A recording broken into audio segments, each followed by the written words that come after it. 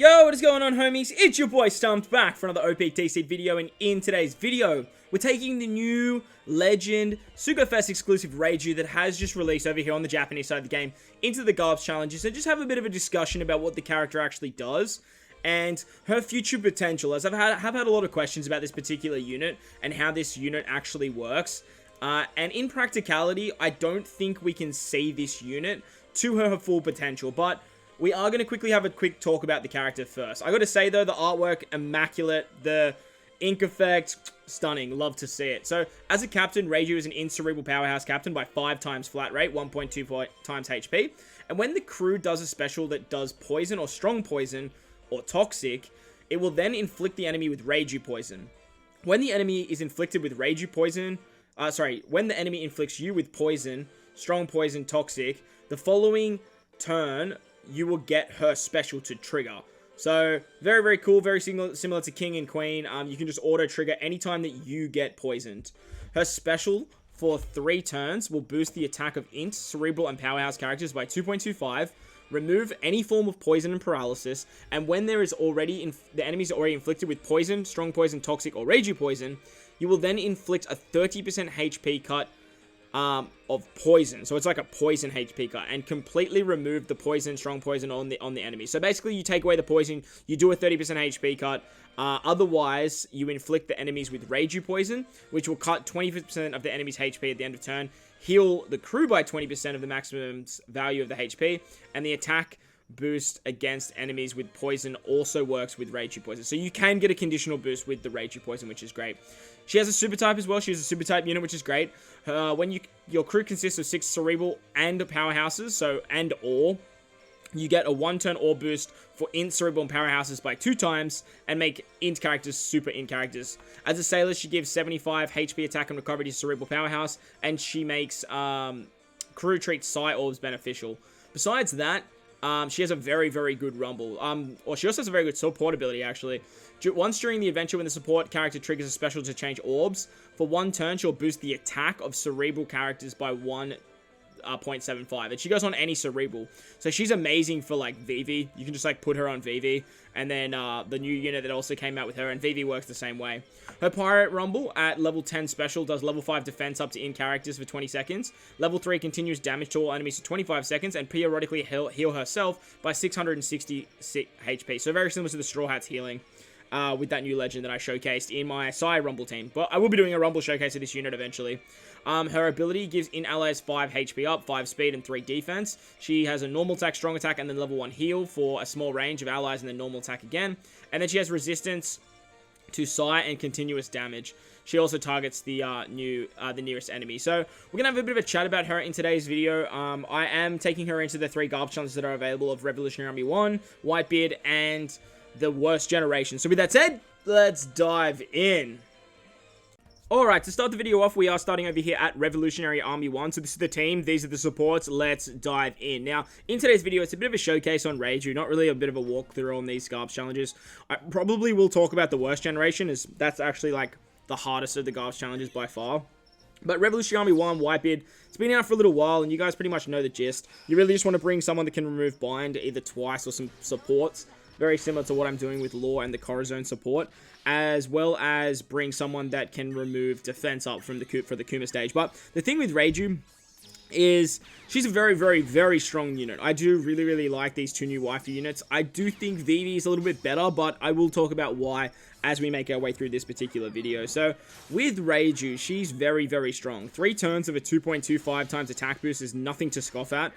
It's very, very good, especially because it not only boosts int, but it also boosts cerebral and powerhouse units. And there's a lot of good cerebral and powerhouse units in the game. You can easily find a way to put this girl on the Kainu team and be the attack booster to a devoted powerhouse team. You can easily run her as a mono in captain. You have options like Marco and WhiteBeard.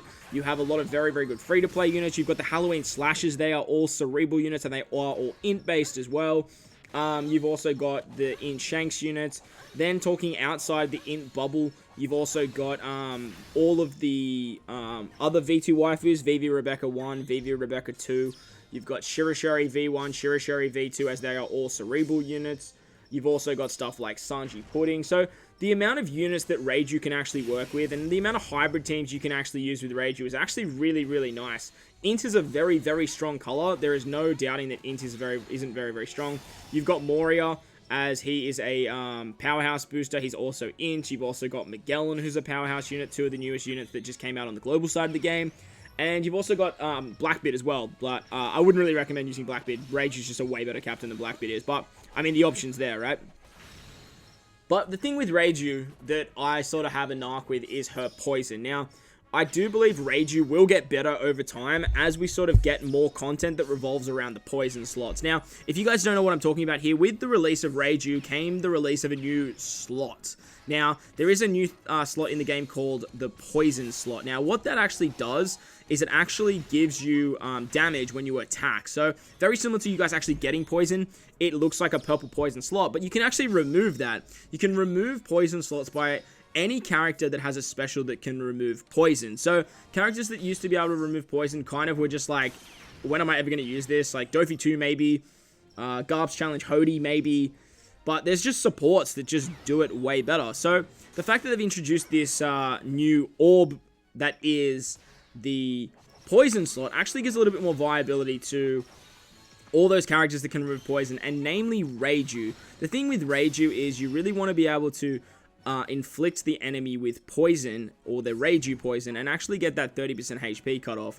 Now, the big issue that I did find with Reiju was if you aren't bringing another unit that can actually give poison, then you really have to use both your Reiju specials. Now, the downside to using the both Reiju specials is you get 3 turns of a 2.25 times attack boost. And like I said, that attack boost is nothing to scoff at. And the fact that you are inflicting poison, you're still getting that attack boost, which is great.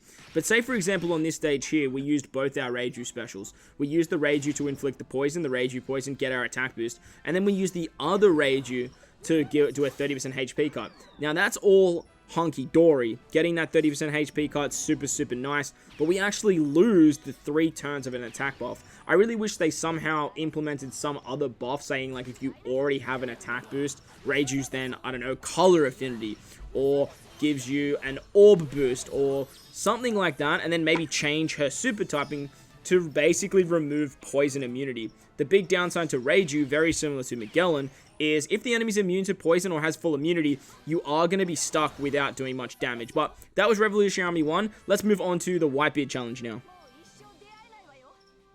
Alright, so moving on to the Garp's challenge, WhiteBeard now. This is the team, these are the supports. Let's dive in.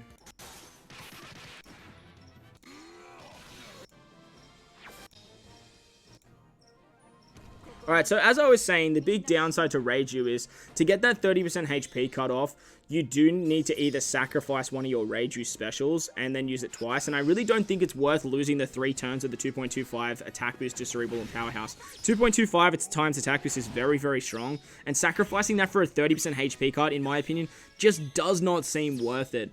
But the beautiful thing is she does have that ability to auto-trigger her special. Now, the way that you can auto-trigger her special is actually by getting poisoned yourself. Now, unfortunately, right now, Reiju doesn't really have access to much content that can actually poison us. Now, there is Dofi 2, there is Garp's Challenge Hody, and there is a forest, I'm pretty sure. I think it's the beach forest that gives poison. So there is that option for you guys if you guys do want to try her in that particular piece of content. And when Dofi 2 comes back and Hody, I'll definitely be trying Reiju in that. But for the meantime, there's really not that much content that Reiju is actually built for. But with the introduction of Reiju came the introduction of a new slot. Now, this new slot is called Poison Slots. With the Poison Slots, it actually does damage to you when you attack with those Poison Slots. And the beautiful thing about Reiju is she can actually turn them into matching spots as she removes poison. She's one of those very, very good units that has now become quite valuable, as she can actually remove poison and rotate those poison slots into matching, as well as giving us a nice chunky attack boost. The big upside to Reiju that I do find is her super typing. Now, Reiju's special is very, very good.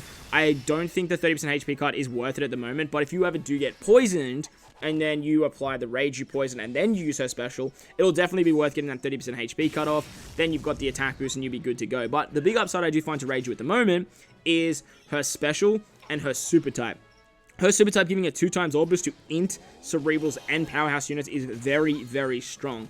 Now, you do need to run a full Cerebral Powerhouse team, but there are a lot of very, very good Cerebral Powerhouse units in the game. You have Sanji Pudding, you have V1 Vivi Rebecca, V2 Vivi Rebecca, you've got the Shirishiris, you've got, on the Powerhouse side, you've got the new Magellan, Moria, and Versa Kainu that just came out with, well, Versa Kainu came out about a month ago, but the new Moria, Blackbeard, and Magellan all just came out. Now, Magellan's actually one of this chick's best friends. Now, Magellan can be your color affinity booster, as Reiju basically does the orbs. She does the attack. Magellan has double special, so he satisfies the color affinity slot. Plus, he can also give poison, which means then you can use the Reiju special to actually get the HP cut. But besides doing little shenanigans like that, I actually just don't think the Reiju Poison HP cut is any worth losing that 3 turns of a 2.25 times attack boost. Now, the upside to the Reiju Poison HP cut is it actually goes through normal attacks only. So hypothetically, on this particular stage against Marco and Vista, we could easily use our Reiju special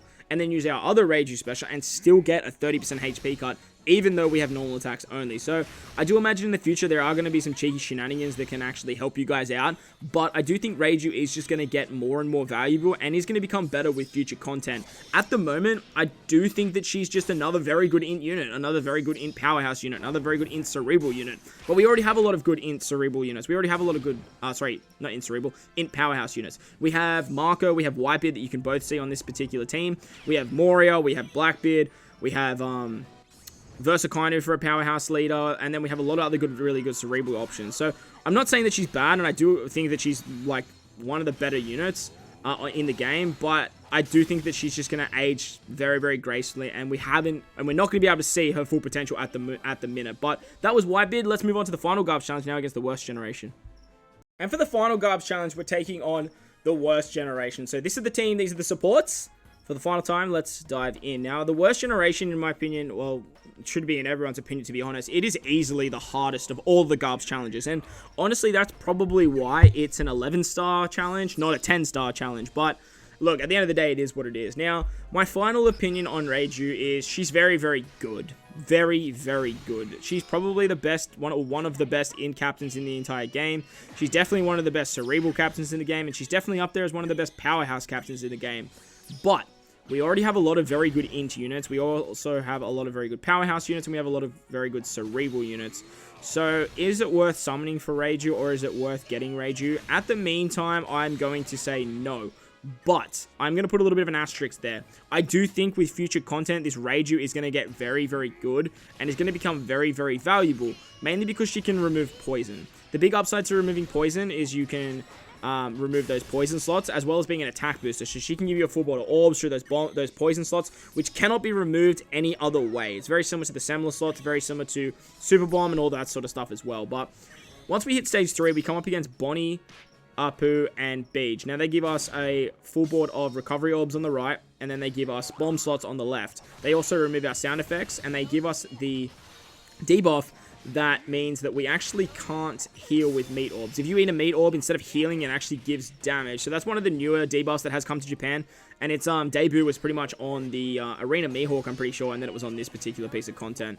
But as you can see, like, we can use the support of Mr. 3. It's definitely not essential, but the support of Mr. Is it Mr. 3 or Mr. 2? It might be Mr. 2. No, it's Mr. 3. Mr. 3 and Miss Golden Week, I'm pretty sure it is. They give us damage reduction for 3 turns. They also give us a matching orb. Ideally, I would recommend putting them on the left, or like a Moria, like with Moria if you are running this team. That way you can just guarantee yourself an extra orb, and you can actually take out BEIJU, Apu, and Bonnie on that sort of 3rd turn. On to the next stage, you come up against your Rogue. Now, your Rogue has another new mechanic, which means you can only do 50,000 damage, or is it 500,000? You can only do 500,000 damage in the turn, and then that actually just goes up progressively. It'll go to 1 million, then 1 million, 1.5 million, and then it goes to 2 million. If you don't kill your Rogue by that 2 million, he basically will kill you. Like, it is what it is. You can't do any more damage than that unless you have something like the burn mechanic that Ace and Akainu can provide. They're the only units that can actually get around that.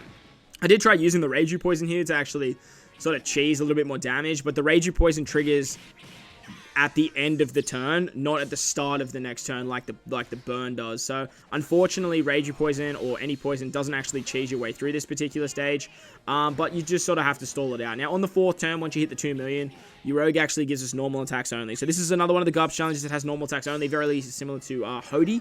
So if you are trying this Garp challenge, you just want to make sure that you're not bringing stuff like Kaidos and all those sort of cheesy characters that can sort of cheese their way through some of these harder events. On the next stage, we come up against Zoro and Killer. Now, this stage is an absolute nightmare. I actually dislike this stage a lot. On this particular stage, they have 4 turns of Threshold, and they have end of turn damage, and Killer has a 3 perfect barrier. Now, if you rotate your orbs here, they basically just do like a 90% HP cut, and they just destroy you. So you need to remove the Threshold somehow. So with us, we have double special activation on our Vista unit. That's going to give us an orb boost and color affinity as well. Vista is such an amazing rare recruit if you are using his special in the same turn. It just works so damn well. We're going to lock our orbs with the Miguelo special, as we're going to get that annoying orb seal mechanic on the next turn. The thing about Reiju is, though, she actually has that limit break to actually remove that. I'm not a big fan of that limit break. It's the limit break that the tap timing orb lock reduction, she reduces 5 turns on herself. So if you do have her that maxed out, if you've managed to get some of those tablets, you can do that. But the best thing about this sort of mechanic is you can actually sort of like cheese it, and you can actually lock it in. And you can just sort of lock your matching orbs. On the next stage, BlackBeard gives us that orb lock mechanic, and he also blinds our healing, which is a little bit annoying. The other limit break abilities that Reiju has I haven't touched on actually is Orb Seal Reduction. She removes 7 turns of Orb Seal on herself, and she has Pinch Healing. When you're 50% lower, she heals 2 times her recovery. So pretty good limit breaks besides that tap timing orb, but I do imagine that might become a little bit more handy in the future. So on this particular stage, you can see the true power of the Reiju special. Giving us that 3 turns of a 2.25 times attack boost is very, very strong. As well as her super typing giving us orbs as well means we can actually just decimate that stage.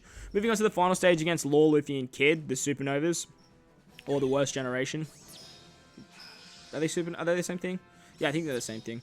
I think they might be a little bit different. But what they do is they swap our captain with one of our middle rows. That's why I wanted to use the Reiju special on the previous turn, or the super typing, I should say. They also blow away your bottom row. So having Big Mom down the bottom works really nicely, because Big Mom actually can't be blown away as a sailor. On this final stage, we've got the Moria special for a 2.5 times orb boost. We've also got the carryover of Reiju, and we can actually just start doing some damage. The beautiful thing about the Moria special is he actually gives us that reduced threshold on ourselves. And with that, we can actually sort of tank some shots from Luffy and Kid. So they're only going to hit us for 4,000. Ideally, that stage will actually kill you, because we can only kill Law. On the second turn, we're actually going to use the versatility of WhiteBeard. The versatility of WhiteBeard is going to reduce damage by 90%, so another cheeky way of actually getting around the damage. We also have the Reiju special ready to go for a 3 times attack boost. 3 turns of a 2.25 times attack boost. I keep doing that. And then her super typing can actually give us orbs as well. We also have the Big Mom special ready to go for the next turn as well. So we have a lot of options for damage on this particular team, and we can basically just take our time against the worst generation here, taking out Luffy last and focusing on Kid and Law, and then we can focus on Luffy when his barrier goes away. So that's going to wrap up today's video, guys. I hope you guys enjoyed the Reiju showcase and enjoyed the discussion on Reiju. Like I said, I do think she's a very, very good unit. But I do think there is more to come when it comes to this particular unit, as it sort of revolves around what content is going to be introduced in the later stages of the game. But like I said, I hope you guys enjoyed today's video, and if you did, make sure to go in there and belt the like button for me if you're new to the channel. Hit the big red subscribe button too. But guys, wherever you are in this beautiful world, please remember to enjoy the rest of your day. As always, homies, I thank you guys for watching, and I'll catch you all in the next one. Lights!